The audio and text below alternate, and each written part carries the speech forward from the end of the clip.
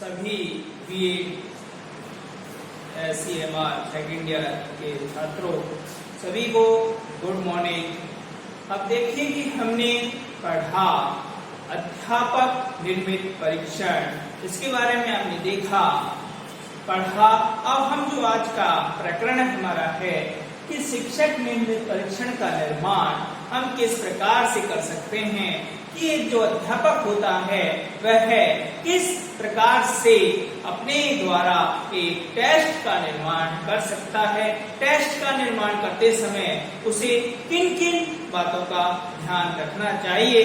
वह जब टेस्ट का निर्माण करता है तो मेरे विद्यार्थियों उन सभी पहलुओं पर गौर करता है जो विद्यार्थी की उपलब्धि पर बहुत अच्छा परिणाम हासिल करता है। तो यहाँ पर नंबर 1 की हम बात करते हैं तो पहला है योजना यानी प्लानिंग। हम जब भी कोई भी कार्य करते हैं इसके लिए हम एक योजना बनाते हैं। तो हमारा जो शिक्षक होता है वह एक परीक्षण का निर्माण करने के लिए सबसे पहले एक प्लानिंग बनाता है, योजना, कि उस योजना के तहत वह किस प्रकार के प्रश्नों को सम्मिलित करेगा, उस योजना का क्या उद्देश्य रहेगा।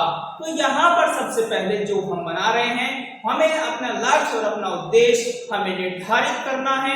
उस लक्ष्य और उद्देश्य को निर्धारित करते हुए हम हमारे परीक्षण का निर्माण करते हैं और परीक्षण का निर्माण करते हुए हम यह पता करने की कोशिश करते हैं कि हमारा जो परीक्षण बना है वह उसका परिणाम क्या है, बच्चे उसमें किस प्रकार से सम्मिलित हो रहे हैं, क्या बच्चे उसमें रुचि ले रहे हैं या नहीं, क्या बच्चों में वह चीज एक सभ्यता के साथ आ रही है। सभ्यता का मतलब है कि बच्चे उसे समझ पा रहे हैं या नहीं। यहाँ पर है सिलेबस ज्ञान, स्पष्ट ज्ञान, कि हमने जो यहाँ पर जो परीक्षण बनाया है या अध्यापक जो प्लानिंग करता है वह जब परीक्षण बनाता है, मैंने आपको पहले भी बताया कि यहाँ पर जब हम कोई भी परीक्षण बनाते हैं तो यहाँ पर जो शिक्षक होता है वह सिलेबस का विस्तृत रूप से अध्ययन करता है। अध्ययन करने से उसे यह पता चल जाता है कि उसके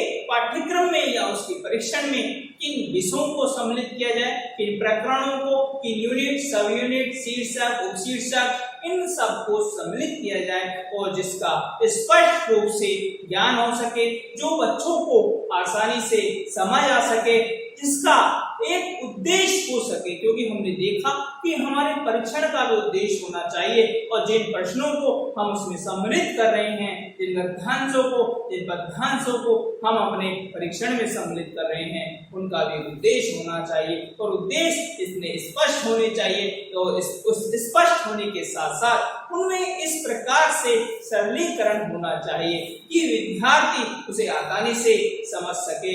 जब आप इस प्रकार की एक योजना बनाएंगे और योजना के तहत अपने अध्यापक निर्मित परीक्षण का निर्माण करेंगे तो निश्चित तौर पर आपको सफलता जरूर अर्जित होगी। विद्यार्थी उसके अंदर रुचि लेंगे। विद्यार्थियों का जो उपलब्धि परीक्षा का परिणाम है वह बहुत ही बेहतर होगा। साथ साथ हमें यह सीखने को मिलेगा कि हमारे द्वारा या अध्यापक को यह पता चलेगा कि उसके द्वारा जो परीक्षण बनाया गया है वह बच्चों के लिए कितना उपयोगी होता है।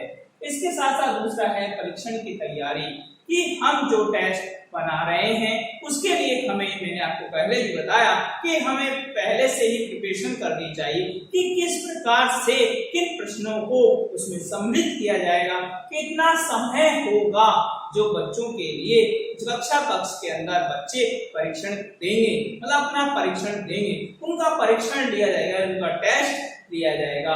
यहाँ पर 3 घंटे, 2 घंटे या फिर कितनी समय अवधि है, प्रश्नों का स्तर क्या होगा, प्रश्नों में किस प्रकार के प्रश्न वस्तुनिष्ठ है, अति लघुतरात्मक है या निबंधात्मक है, किस प्रकार के सही गलत रिक्त स्थानों की पूर्ति, अब किसी भी प्रकार के प्रश्न बच्चों के लिए बना सकते हैं। पर यहाँ पर हमें पहले से ही वही योजना पहले से बनानी है और उसकी हमें पूर्व में ही तैयारी करनी है, तभी हम हमारे प्रश्नों का एक भली प्रकार से निर्माण कर सकते हैं।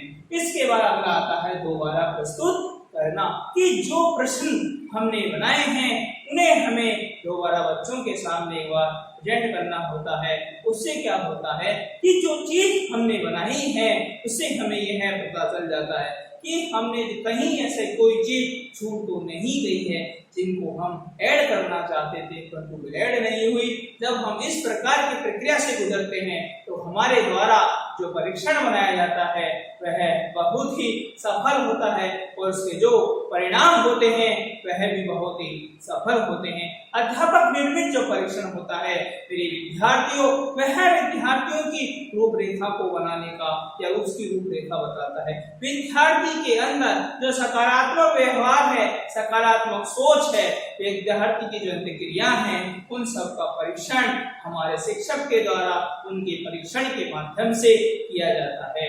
इसके बाद अगला आता है प्रकाशित करना, कि हम जो अध्यापक निर्मित परीक्षण जो निर्धारित कर रहे हैं इसे हमें ठीक प्रकार से प्रकाशित करना चाहिए। विद्यार्थियों को कक्षा कक्ष के अंदर में रहना चाहिए, विद्यार्थियों को कक्षा कक्ष के बाहर नहीं भेजना चाहिए। यदि हम कक्षा कक्ष के बाहर विद्यार्थियों को भेजते हैं, इससे क्या होता है कि हमारा जो अध्यापक निर्मित जो परीक्षण होता है वह सफल नहीं हो पाता है और उसके जो परिणाम हैं वह विपरीत निकल जाते हैं। तो हमें हमारे परीक्षण को भी प्रकाशित करना चाहिए। साथ ही साथ हमारे जो बच्चे हैं उन्हें हमें कक्षा कक्ष के अंदर ही रखना चाहिए।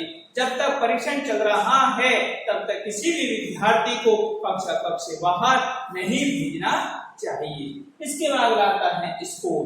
आप देखिए कि हमने जो परीक्षण बनाया है इसका स्कोरिंग हम किस प्रकार से करेंगे कि आपने जो वस्तुनिष्ठ प्रश्न लिए हैं, अति लघुत्तरात्मक प्रश्न लिए हैं, लघुत्तरात्मक प्रश्न लिए हैं, निबंधात्मक प्रश्न लिए हैं, इनका अंक निर्धारित आपने किया। वस्तुनिष्ठ प्रश्न का आपने 1 अंक प्रदान किया, इसके साथ साथ जो अति लघुत्तरात्मक है उसको आपने 2 अंक प्रदान किए और जो लघुत्तरात्मक है उसको आपने 3 अंक प्रदान किए और अति लघुत्तरात्मक है उसको आपने 2 अंक प्रदान किए। निबंधात्मक को आपने उसी आधार पर अंक निर्धारित किया 20 या 15। इन सब का टोटल आपने किया। इन सब का टोटल करने के बाद आप इस निर्णय पर पहुंचे कि 100 नंबर का मार्क्स है वो बच्चा उसमें से कितना प्राप्त करता है। यदि बच्चा 50% से अधिक प्राप्त करता है तो आपके द्वारा जो परीक्षण बनाया गया है वह बच्चों की शारीरिक, मानसिक, संवेगात्मक, संज्ञानात्मक विकास और उनकी क्षमताएं, उनकी एबिलिटी, उनकी कैपेसिटी, उन सब का पता करने का प्रयास करता है। ये सब चीजें क्या हैं कि हमारे अभी पर जो निर्मित अध्यापक निर्मित जो परीक्षण है इसके तहत उन सब बातों को जानने का प्रयास करता है, उन सब बातों को बताता है और हमारा जो परीक्षण है इस स्कोरिंग के माध्यम से हमें यह पता लग जाता है कि हमें यहाँ पर यह ध्यान रखना है कि हमें स्कोरिंग किस प्रकार से करनी है। क्योंकि जब तक आप ग्रेडिंग सिस्टम दे रहे हैं या मार्क्स दे रहे हैं, यदि हम बच्चों को मार्क्स देते हैं तो हम उसका ग्राफिकल डाटा भी हम बच्चों का बना सकते हैं। तो हम अधिकतर हमारे जो अध्यापक निर्मित परीक्षण है उसमें हम मार्क्स देते हैं। इससे क्या होता है कि हम यहाँ पर ग्राफिकल डाटा भी हम बच्चों का बना सकते हैं। आप चाहें तो यहाँ पर ग्रेडिंग सिस्टम भी हम दे सकते हैं, परंतु यदि हम मार्क्स दें तो हमारा जो परीक्षण है वो कुछ ज्यादा ही प्रभावी होगा। लास्ट में फिर इसके बाद है मूल्यांकन। और यहाँ पर जब हमने सब चीजें की, योजनाएं बनाई, योजनाओं के माध्यम से हमने तैयारी की, दोबारा उसको प्रस्तुत किया, फिर हमने उसे प्रकाशित किया, हमने उसकी स्कोरिंग की और हम लास्ट में उसका इवेल्युएशन करेंगे। और हम यह है क्योंकि यहाँ पर आप देखिए कि जो मूल्यांकन है फॉर्मेटिव और समेटिव दो प्रकार से शिक्षक के द्वारा बच्चों का किया जाता है। जो कक्षा टेस्ट के माध्यम से, यूनिट टेस्ट के माध्यम से, half yearly exam, yearly exam, इन किसी के माध्यम से भी शिक्षक के द्वारा बच्चों के किया जा सकता है या अलग से भी कोई भी यूनिट टेस्ट, क्लास टेस्ट दिया जा सकता है। इससे क्या होता है कि यह पता चलता है कि शिक्षक के द्वारा जो चीज बनाई गई है या जो चीज शिक्षक के द्वारा शिक्षण अधिगम प्रक्रिया जो कक्षा कक्ष के अंदर सुचारू रूप से चलाई जा रही थी उसमें विद्यार्थियों का उपलब्धि परीक्षा या उपलब्धि कितनी हुई, बच्चों ने कितना सीखा, जो शिक्षक के द्वारा जो व्याख्यान दिया जा रहा था उसमें विद्यार्थियों ने कितना ध्यान दिया और उसे एक सहनता के साथ, एकाग्रता के साथ और ध्यान मुद्रा में उसे सीखा।